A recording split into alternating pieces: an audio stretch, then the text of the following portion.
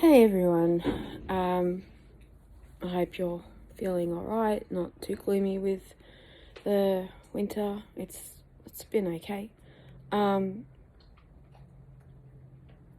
really want to be negative, kind of want to be upbeat, but I do want to bring up that if you are dealing with a chronic illness and you're trying to battle the working week, you're not alone, because that's where I am at the moment. And considering they still haven't found the cause for my pain, there's two sides to this coin. My husband notices that it's better for my mental health when I go to work, but my physical health completely deteriorates, which is why I didn't go to work today. Even though I had a long weekend, I had a quiet Saturday, a busy Sunday, and then literally a quiet Monday so that I could prepare myself going to work today.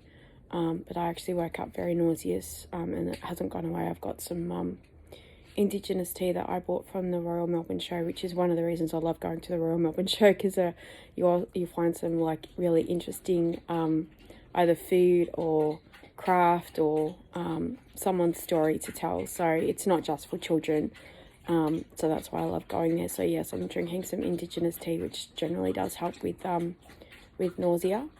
I can't, because I do have nausea tablets, but I only get a really small amount, and I actually don't think I've got any left, and I can't find them anyway because they're only small.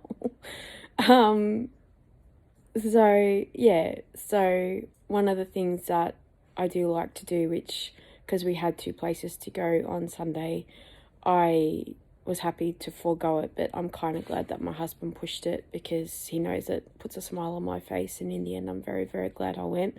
If you follow me on TikTok, you'll actually see why, or Instagram. I'm a little bit more selective Instagram, but TikTok, yeah, I'm not bothered. We bought a big, massive Webster's dictionary, and I mean massive, like a proper good old fashioned Webster's dictionary, for $20. So it's just something that will be kept as a treasure. We'll have a glance at it. We haven't opened it up yet. We'll have a quick look at it, and then we'll tuck it away, wrap it up, and that's something that, we'll leave to our children and grandchildren.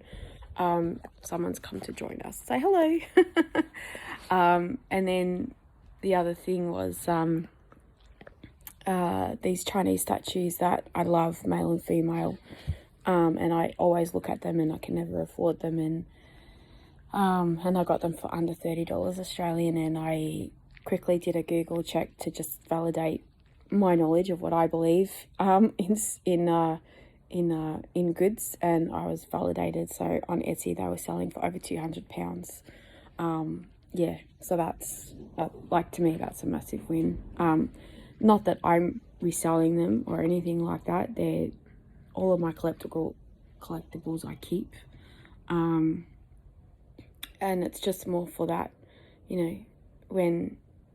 if and when I go, or if and when hubby goes, and we can, take some of the stuff, or all of the stuff, to an auction house, or the kids can sell it on social media or whatever. But they should be able to make some money out of the stuff that I've collected. So but for the moment, it's something nice for me to look at.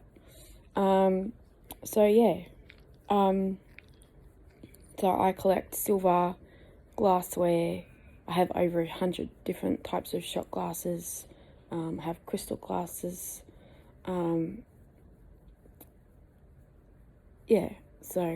Silver, fair bit of silverware.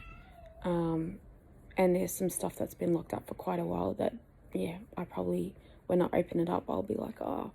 And if I go to a live show, I generally get something from there as well. Like, I've got a Cinderella cup. I've got a mousetrap book, from going to the mousetrap the first time, because I've been to it twice. I love Agatha Christie. I could speak about her for hours.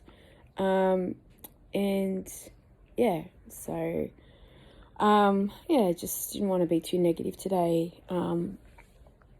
I as much as I've tried to argue my case to get disability, not wanting to use my gov, the Constitution, supporting my defence in not using my husband's income, and my husband's income is way lower than what a lot of people earn working for themselves. Because if he was in the $1 million area, I wouldn't even, or even the $500,000 area, I wouldn't even be asking for help. So, if anyone's out there listening and knows what I'm talking about and is willing to help, I'd really appreciate it, because I'm at a point where working has become quite mentally cumbersome and physically difficult, if that makes sense. But that's why I'm looking for casual work. If I can do something casual or part-time and not 4-5 days a week, then there's a much better chance of me being okay, if that makes sense. So for those of you that have a PDA brain, which is not really discussed anywhere outside the UK, but it's a pathological demand avoidance. I think I've got that right. So it's on the autistic spectrum, and it's basically like having demands being met, but your brain just really doesn't do that, and struggles with the alarm every morning, or if you're about to do something and then someone asks you to do it, you kind of then don't do it because you're already ready to do it, so that the person asking you is placing that demand on you. It's very difficult to explain. It's not something that I can explain in a couple of minutes, but if you want to know more, go to Sally Catt's page, PDA, on Facebook. She actually has some really simple, she has some really great artwork and cartoonish kind of ways of like really being able to break this down and explain it. And I did the questionnaire 3 times, and I ranked pretty highly on it. So it's just another thing. And obviously anxiety, which has never been diagnosed correctly or dealt with. So, but yeah, these animals, here she is, make it easier to manage sometimes. So anyway, hope you're feeling a bit better. You're not alone. And just your good days are good days and your bad days are bad days, and you just have to learn to live in the world with what you have. So thank you for following, thank you for listening, and I hope you have a better week.